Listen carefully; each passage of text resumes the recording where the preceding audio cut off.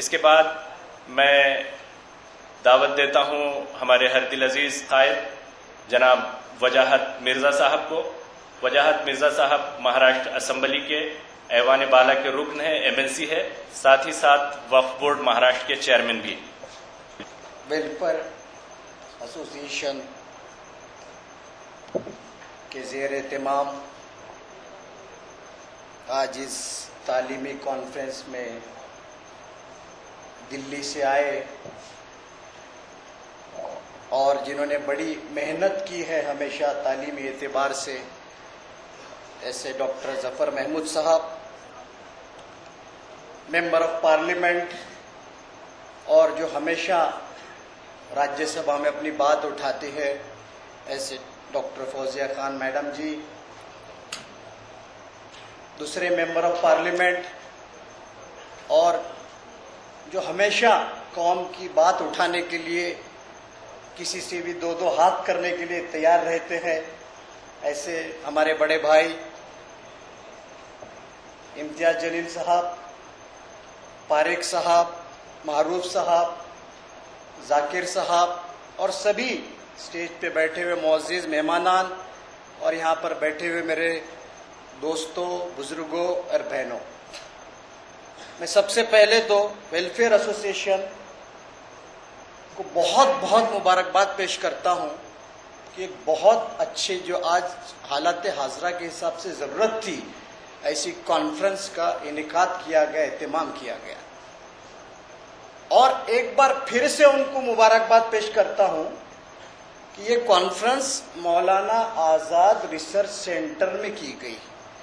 हमारे मुल्क के पहले एजुकेशन मिनिस्टर मौलाना अबुल कलाम आज़ाद साहब थे, तो उनके नाम पे जो इदारा बना है और वहाँ से तालीमी कॉन्फ्रेंस की अगर शुरुआत होती है तो मैं समझता हूँ इंशाअल्लाह इसमें बरकती होंगी, ऐसा मेरा पूरा यकीन है। दोस्तों, आज का माहौल आप सब जानते हैं, बहुत से मसले हैं और हर मसले से मैं बिल्कुल सहमत हूँ कि ख़ास तौर पे तालीमी एतबार से है। किसी शायर ने कहा है, आज के इस तालीमी मसलों को देखकर एक शेर याद आया कि दर बदर भटकते हैं आफियत नहीं मिलती, दर बदर भटकते हैं आफियत नहीं मिलती, शहर तो अपना है शहरियत नहीं मिलती। इस तरह का कुछ तालीम एतबार से और यहाँ माहौल बनाने की कोशिश की जा रही है, लेकिन कोई घबराने की बात नहीं, किसी से डरने की कोई ज़रूरत नहीं है। इंशाअल्लाह इसमें से अल्लाह चाहा ये आजमाइश है और ये आजमाइश से हमको अच्छी तरह से बाहर निकलना है। मुझसे पहले डॉक्टर जफर महमूद साहब ने, फौजिया मैडम ने बहुत अच्छी तरह से सारी बातें बताई और मैं कोशिश करूंगा कि उन बातों को रिपीट ना करूं, ऐसी मैं कोशिश करूंगा। ऑर्गेनाइजर्स ने मुझे 10 मिनट का टाइम दिया है और इंशाअल्लाह मैं कोशिश करूंगा कि उससे पहले मैं अपनी बात खत्म करूं। कुछ बातें सामने आई, जैसा बताया गया कि अल्पसंख्यक शैक्षणिक संस्था की पॉलिसी बनाने के लिए महाराष्ट्र शासन ने एक गठ तैयार किया है, स्टडी ग्रुप तैयार किया है, जिसमें 6 महीने से मैं भी एक मेंबर ऑफ असेंबली होने के नाते हूँ। इस बार फौजिया खान मैडम भी उसमें अभी इंक्लूड किए गए हैं। तो एक बड़ा कंफ्यूजन है, मैं आपको साफ तौर पे बताना चाहता हूँ। RTE, right to education act, कितने लोगों ने पढ़ा? आप मुझे हाथ ऊपर करके बताइए। आपने पढ़ा है तो आप ये समझ लीजिए right to education act minority institution को लागू ही नहीं है। ये सबसे बड़ा कंफ्यूजन आप दूर कीजिए। और ये अभ्यागत जब वो बना है, वो जीआर भी पढ़िए, वो जीआर में साफ साफ लिखा है कि आरटीई एजुकेशन एक्ट अल्पसंख्यक संस्था को लागू नहीं है, इसलिए उनकी शैक्षणिक पॉलिसी बनाने के लिए अभ्यास गठ बनाया गया है। राइट टू एजुकेशन एक्ट बिल्कुल लागू नहीं है। आप ये भूल जाइए कि right to education act minority institute, लेकिन बशर्त यह है कि वो संस्था माइनॉरिटी बोल के, एक तो रिलीजियस या लिंग्विस्टिक माइनॉरिटी बोल के रजिस्टर होना चाहिए। ये बहुत अहम है। अगर आपके पास सर्टिफिकेट नहीं है तो आप माइनॉरिटी इंस्टीट्यूशन के जो भी फैसिलिटीज है, जो भी ऑटोनॉमी दी है, उसको आप हासिल नहीं कर पाएंगे। एक बात और मैं बताना चाहता हूं माइनॉरिटी इंस्टीट्यूशन क्या, अभी हो यह रहा है कि हम नए स्कूल डालने का प्रस्ताव डालते, कुछ नए नए सोसाइटी रजिस्टर हो रहे हैं, लेकिन गवर्नमेंट ने कायदा किया है कि वो संस्था कम से कम 5 साल पुरानी होनी चाहिए। तो हम लोग क्या कर रहे हैं, एक आधा नॉन माइनॉरिटी ट्रस्ट को हैंड ओवर ले रहे, चेंज रिपोर्ट में हमारे नाम डाल रहे हैं। ऐसा बिल्कुल मत कीजिए, क्योंकि स्टेट नेशनल माइनॉरिटी कमीशन के सीधे सीधे डायरेक्शन है कि कौन से इंस्टीट्यूशन माइनॉरिटी होना चाहिए, कौन से नहीं होना चाहिए। उसमें सबसे पहली कंडीशन यह है कि जब आपकी संस्था स्थापित की गई, इस्टेब्लिश कर गई, उस वक्त there should be majority of minority.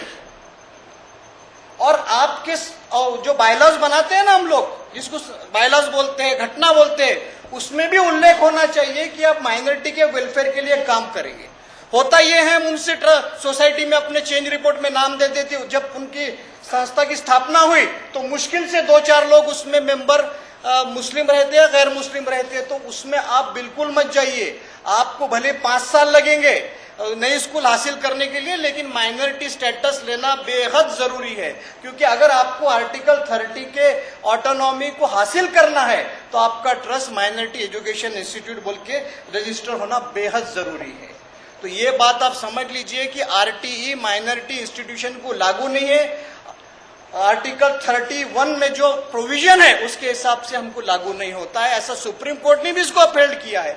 और जीआर में भी, जब जीआर का दूसरा पार्ट आया, उसमें पहले पेज पे लिखा है कि this should not be applied to minority education institute. तो ये चीज आप हम सब खास तौर पे मैं बताना चाहता हूँ। बहुत सी बातें हैं। अभी एक बात और बताना मैं चाहता हूँ आपको कि पिछले अधिवेशन में मेरा एक लक्ष्य विधि लगा था, कॉलिंग अटेंशन लगा था, ये माइनॉरिटी एजुकेशन इंस्टीट्यूट से रिलेटेड ही। तो एक आपको बताना चाहता हूं कि कोरोना काल के बाद में 4 मई 2020 को एक गवर्नमेंट ने जीआर निकाला था कि कोई भी नए अपॉइंटमेंट, हम चाहे वो स्कूल में हो, कॉलेज में हो, कोई भी गवर्नमेंट के अनुदानित स्कूल में हो, कर नहीं पाते थे बोल के। तो मैंने वहां पे कॉलिंग अटेंशन किया। उस वक्त के आज भी वो वर्षाताई गायकवाड़ ने वहां पर on the floor of the house बोला था कि माइनॉरिटी इंस्टीट्यूशन के जो टीचर और नॉन टीचिंग जो पद है, इसको भर्ती करने की हम परमिशन जल्द दे रहे हैं। आपको इसलिए मैं बताना चाह रहा हूं कि ऐसे करीब 26,617 टीचरों के जगह खाली है। करीब 1227 नॉन टीचिंग की जगह महाराष्ट्र में खाली है। और करीब 24% स्कूलों में हेडमास्टर की जगह खाली है उर्दू मीडियम। आपको मैं यवतमाल डिस्ट्रिक्ट से आता हूं, तो यवतमाल डिस्ट्रिक्ट में 4 उर्दू स्कूल ऐसे हैं जहां पे एक भी टीचर अभी काम नहीं कर रहा है, एक भी टीचर नहीं है। किसी तो भी गांव के, वो ग्रामीण क्षेत्र में किसी तरह तो भी गांव के इधर उधर के लोग टीचर लाके कर रहे हैं। लेकिन अभी ये प्रस्ताव टीचिंग और नॉन टीचिंग को भरने का प्रस्ताव शालेय शिक्षण विभाग की तरफ से फाइनेंस की तरफ चला गया है। फाइनेंस के सेक्रेटरी से भी मेरी मुलाकात है, उन्होंने कहा हम जल्द से जल्द इसको रिलीज करने जा रहे हैं। लेकिन कहने का मकसद ये है कि उन्होंने एक और उसमें गलती निकाली थी कि सिर्फ साइंस और इंग्लिश के हम टीचर भरेंगे, बाकी भरेंगे नहीं, ऐसा फाइनेंस डिपार्टमेंट ने प्रस्ताव दिया था। लेकिन फिर फाइल एजुकेशन विभाग की तरफ आई, फिर से फाइल एजुकेशन विभाग ने कहा ऐसा हम नहीं कर सकते। कुछ स्कूलों में एक भी उर्दू मीडियम, उर्दू पढ़ाने के लिए, मराठी या लैंग्वेज पढ़ाने के लिए शिक्षक नहीं है, वहां देना बेहद जरूरी है। तो ये सारी चीजें हमको समझ के काम करना है। ऑटोनॉमी है और वो ऑटोनॉमी का इस्तेमाल हमको करना है। मैडम ने एक बहुत अच्छी बात बताई, फौजिया मैडम ने, कि हमारे डिवीजन बंद हो रहे हैं संख्या कम होने की वजह से। आपको बताना चाहता हूं मैं, 2013 में औरंगाबाद बेंच ने, हाई कोर्ट ने एक जजमेंट दिया था कि जिस तरह से हिली विभाग, जिसे हम डोंगरी कहते हैं, हिली विभाग और एसटी आदिवासी के स्कूलों में 20 अगर बच्चे रहते तो उसका एक सेक्शन माना जाता है। लेकिन माइनॉरिटी इंस्टीट्यूशन का 30 का या बाकी इंस्टीट्यूशन का 30 बच्चे रहते तो माना जाता है। कोर्ट ने जजमेंट दिया है कि 20 भी बच्चे रहते हैं तो उर्दू स्कूलों का सेक्शन माना जाएगा। ये जजमेंट लेके आप शिक्षण अधिकारी से लड़ो। हम भी कोशिश कर रहे हैं हमारे लेवल पे कि इसका शासन जीआर निकाल ले कि जिस तरह से आपने डोंगरी विभाग के लिए, हिली विभाग के लिए और आदिवासी विभाग के लिए जिस तरह से सहूलत दी है, वही सहूलत हमको उर्दू स्कूलों के लिए माइनॉरिटी इंस्टीट्यूशन के होना चाहिए। ये हम कोशिश कर रहे हैं और इंशाल्लाह इसको ईमानदारी से काम करने की कोशिश करेंगे।